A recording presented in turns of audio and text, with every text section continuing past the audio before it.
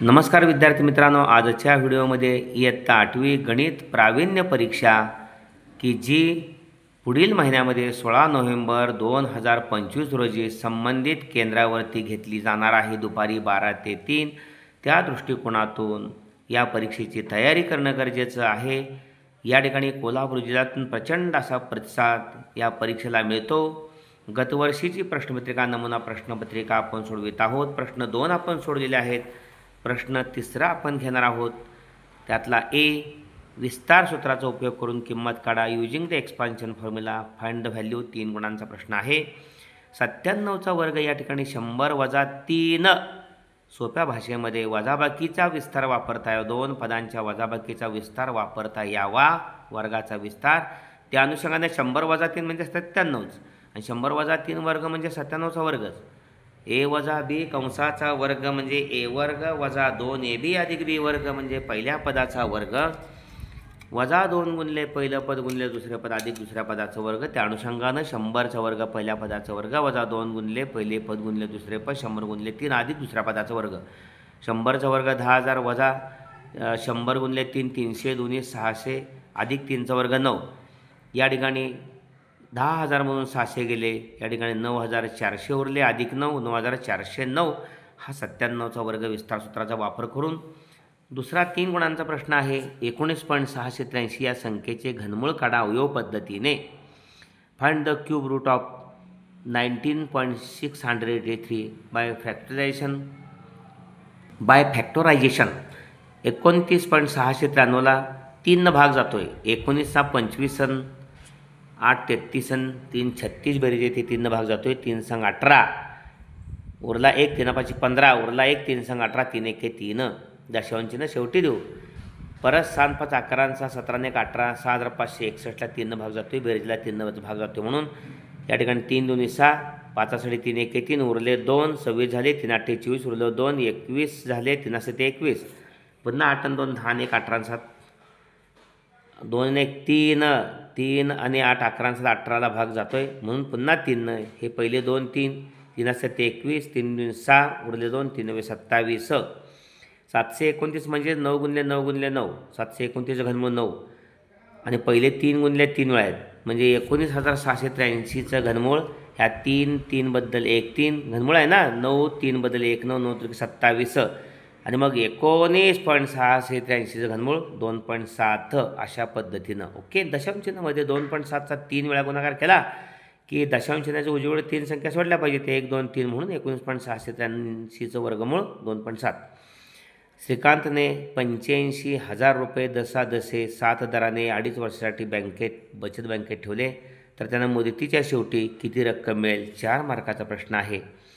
या ठिकाणी Shrikant deposited 85,000 rupees for 2.5 years at 7 PCPA in a savings bank account. What is the total amount he received at the end of period. सरळ व्याजाचं सूत्र माहिती आहे. मद क भागिले 100 म्हणून या ठिकाणी म म्हणजे मुद्दल 85,000 गुणिले 7 दर आहे गुणिले 5 मुदत आहे. या ठिकाणी व्याजाचा दर 7 आहे आणि मुदत 5/2 म्हणजे 2.5 वर्ष म्हणजे 5/2. ओके. त्यामुळे 85,000 वरच्या 2 शून्य आणि 100 वरच्या 2 शून्य गेले. त्या ठिकाणी 100 वरच्या 2 शून्य आणि 85 वरच्या 2 शून्य. ह्या 2 850ला भागले की 425 येते. 425 गुणले 7 5 35 425 गुणले 35 हा गुणाकार 14,875 येतोय. 14,875 रुपये व्याज आणि श्रीकांतला मिळणार रक्कम मुद्दल 8,500 आणि व्याज 14,875 म्हणजे 99,875 रुपये मिळतील 2.5 वर्षाअखेरीस. ओके. अशा पद्धतीनं प्रत्येक प्रश्न 10 गुणांचा आहे. या ठिकाणी प्रश्न 4था ए 10 गुणांचे 3 गुणांचा आहे. त्यामध्ये पहिला ए 4थ्यातले आकृतीत रेषा एल समांतर रेषा एम आणि पी समांतर रेषा क्यू. कोण ए बी सी डी यांची मापं काढायची आहेत. In the figure line L parallel line M and line P parallel line Q. Find the measures of angle A angle B angle C and angle D. Okay. या ठिकाणी कोन ए आणि 70 हे समान मापाचे आहेत कारण ते संगत कोन आहेत. Angle A is equal to 70 degree because A and 70 are corresponding angles. Okay, संगत कोन एकरूप असतात. त्यानंतर पी समांतर क्यू, पी आणि क्यू समांतर रेषा आहेत. ए आणि बी या ठिकाणी पी आणि क्यू समांतर रेषा आहेत. त्यांची एम ही छेदिका घेतली तर कोन ए आणि बी या ठिकाणी व्युत्क्रम कोन आहेत. या ठिकाणी अल्टरनेट अँगल्स आर इक्वल. ए आणि बी एकरूप आहेत. ए 70 मापाचा आहे, बी सुद्धा 70 मापाचा, म्हणजे ए 70 मापाचा, बी 70 मापाचा. त्यानंतर बी आणि डी हे रेषीय जोडीतील कोण आहेत, त्यांची बेरीज 180. बी 70 मापाचा असेल तर डी बरोबर 180 वजा 70 110 डी 110. सी आणि या ठिकाणी डी एकरूप आहेत कारण या ठिकाणी corresponding angles are equal. C आणि डी, डी 110 असेल तर सी सुद्धा 110. अशा पद्धतीनं ए 70, बी 70, सी 110 आणि डी सुद्धा 110. असा हा प्रश्न 3 गुणांचा आहे. अवयव पाडा 2x वर्ग वजा 11xy वजा 30y वर्ग. या ठिकाणी 30 वर्गपदाचे सहगुणक x वर्गाचा 2 आहे आणि y वर्गाचा वजा 30 आहे. यांचा गुणाकार वजा 60. वजा 60चे 2 अवयव असे पडायचे की गुणाकार त्यांचा 60 आला पाहिजे. 15 चौक 60 आणि मधल्या पदाएवढा फरक करण्यासाठी मधल्या मोठ्या संख्येचं चिन्ह 15 चौक 60 ही निवड का केली. 12 पंचे 60 का केलं नाही. 12 आणि 5चा फरक 7 येतोय. आपल्याला 11 पाहिजे म्हणून 15 चौक 60. 15 आणि 11चा फरक 15 आणि 4चा फरक 15 चौक 60च का 15 आणि 4चा फरक 11 येतोय. मधल्या पदात चिन्ह मोठ्याला द्यायचं. वजा 15 अधिक 4 म्हणजे वजा 11 म्हणून वजा 11xy ऐवजी वजा 15xy अधिक 4xy. शेवटचं बदल पहिलं तसंच आहे. पहिल्या दोघातून सामायिक x निघतोय. कंसामध्ये हा 2x वजा 15y. x दोघातून सामायिक काढले 2x वजा 15y. हाच कंस पुढं राहतो. 2x वजा 15, 2x वजा 15. 4xy येण्यासाठी 2xला 2y ने गुणलं पाहिजे म्हणून 2y सामायिक निघाला. 2y सामायिक निघाला. हा 2x वजा 15y. त्यामुळं 2x 2y 2x वजा 15yला गुणले की हीच पदं मिळतात. 2y गुणले 2x 4xy, 2y गुणले वजा 15y वजा 30y वर्ग.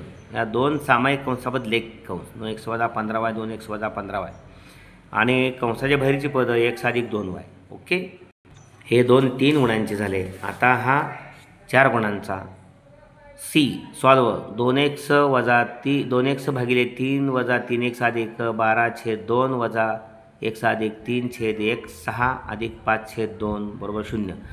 आता प्रत्येक पदास 3, 2, 6 आणि 10चा लसा विनय म्हणजे 6 गुणायचं. 3, 2, 6 आणि 2 प्रत्येक पदास 3, 2, 6, 2चा लसावी 6 का तर 6 प्रत्येक छेदाच्या पाड्याच्या. 3, 2, 6 बेत्रिक 6, 6, 1, 6 बेत्रिक 6. अशी लहानात लहान संख्या ज्यांचा आपण लसावी काढतोय तो लसावी प्रत्येकाच्या पाड्यात असला पाहिजे. ज्यांचा लसावी काढतो त्यांचा, म्हणून लहानात लहान संख्या 6 आहे. 12 पण आहे प्रत्येकीच्या पाड्यात, परंतु 12 आणि 6 मध्ये लघुतम 6 आहे. 2x/3 त्याला 6 गुणायचं. वजा 3x अधिक 12/2 त्याला 6 गुणायचं प्रत्येक पदास गुण. वजा कंसात x अधिक 3/6 त्याला 6 गुणायचं. अधिक 5/2 त्याला 6 गुणायचं. 3 न 6ला बेत्रिक 6, 3 दुनी 6 म्हणून 2x गुणलं 2 4x. याकडे 2 गुणले 6 3 आलं. इथं 3 3xला गुणलं बाहेर वजा आहे वजा 9x.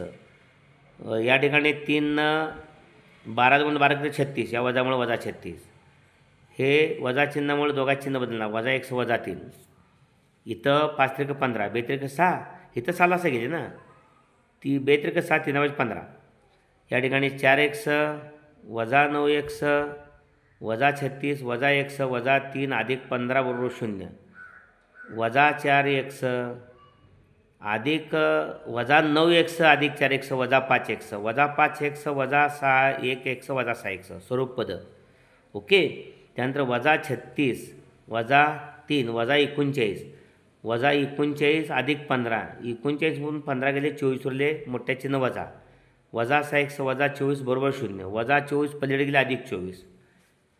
वजा 6 एक्स पाठीमाग आहे, वजा 6 एक्स बरोबर 24, एक्स बरोबर 624 वजा 4 एक्सची किंमत वजा 4 मिळालेली आहे. ओके, अशा पद्धतीनं हा 4 गुणांचा प्रश्न आहे.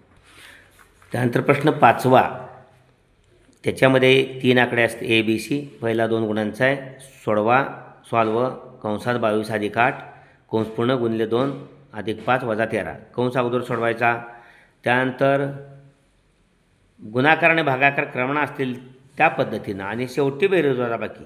या ठिकाणी 22 अधिक 8 30, 30ला गुणिले 2 आहे 60, त्याला भागिले 5 आहे, शेवटी वजा 13 करायचे आहे. 60 भागिले 5 12, 12 वजा 13 वजा 1. ओके, याचं उत्तर वजा 1. सिम्प्लिफाय, सोपे रूप द्या. 4a वजा 3 कंसाचा घन वजा कंसात 4a अधिक 3 कंसाचा वर्ग कंसाचा घनच आहे. ए वजा बी कंसाचा घनचा विस्तार वापरायचा आहे. ए घन वजा 3a वर्ग बी अधिक 3ab वर्ग वजा बी घन. या विस्तार सूत्राचा वापर करून पहिल्या पदाचा घन 4a कंसाचा घन, 4a कंसाचा घन वजा 3 गुणिले पहिलं पद त्याचा वर्ग 4a कंसाचा वर्ग गुणिले दुसरं पद तसंच अधिक 3 गुणिले आता पहिलं पद तसंच 4a गुणिले दुसऱ्या पदाचा वर्ग आणि वजा दुसऱ्या पदाचं घन वजा 3चा घन. आता वजा याचा विस्तार वजा कंसात 4a अधिक 3 तो वजा चिन्ह आहे, आणि 4a अधिक 3 कंसाचा घन a अधिक b कंसाचा घन a घन अधिक 3a वर्ग b अधिक 3ab वर्ग अधिक b घन. या ठिकाणी वजा पहिल्या पदाचं घन 4a कंसाचं घन अधिक 3 गुणिले पहिल्या पदाचा वर्ग अधिक 3 गुणिले 3 हे अधिक 3 गुणिले पहिलं पद तसंच 4a गुणिले दुसऱ्या पदाचं घन, काळजी घ्या, आणि अधिक दुसऱ्या पदाचं घन. पद्धतीत चिन्ह फक्त बघा, इथं वजा आणि अधिकसाठी सर्व अधिक चिन्ह आहे. 4a कंसाचा घन 4चा घन 64 घन वजा 3 त्रिक 9 आणि 4a वर्ग 16a वर्ग, त्यानंतर अधिक 3 चौक 12 12a गुणिले 9 वजा 3चा घन 27 वजा इथं खाली आलो 4a कंसाचा घन 64a घन अधिक 3 त्रिक 9 गुणिले 4a वर्ग म्हणजे 16a वर्ग अधिक 3 चौक 12a गुणिले 3चा वर्ग 9 अधिक 27.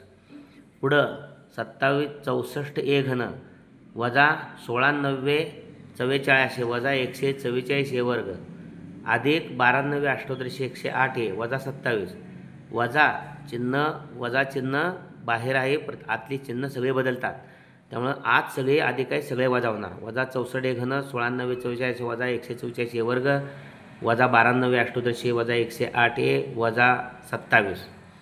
त्यामुळे या ठिकाणी आपल्याला वजा 64a घन अधिक 64a घन गेले अधिक 108a वजा 108a गेले वजा 144 वजा 144 वर्ग वजा 144 वर्ग वजा 288 वर्ग आणि वजा 27 वजा 27 वजा 54. ओके, अशा पद्धतीनं वजा 208 वर्ग वजा 54 हे याचं उत्तर आहे. आता हा 4 गुणांचा, वरती 2 गुणांचा, दुसरा 4 गुणांचा, त्यातला प्रश्न 5वा आहे तो 4 गुणांचा सी. विराट आणि सम्राट यांनी अनुक्रमे 50,000 रुपये आणि 12,000 रुपये गुंतवून 50,000 रुपयांनी 1,20,000 रुपये गुंतवून व्यवसाय चालू केला. या व्यवसायात त्यांना 20% तोटा झाला. प्रत्येकाला किती तोटा वाटून आला? विराट आणि Samrat together invested 50,000 rupees and 1,20,000 rupees to start a business. They suffered a loss of 20%. How much loss did each of them?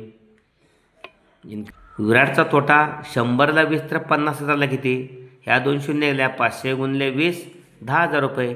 सम्राटचा तोटा 100ला 20 तर 1,20,000ला घेत 2 शून्य गेल्या, 1200 गुणिले 20 24,000. ओके, 10,000 रुपये हा विराटचा तोटा आणि सम्राटचा 24,000 रुपये.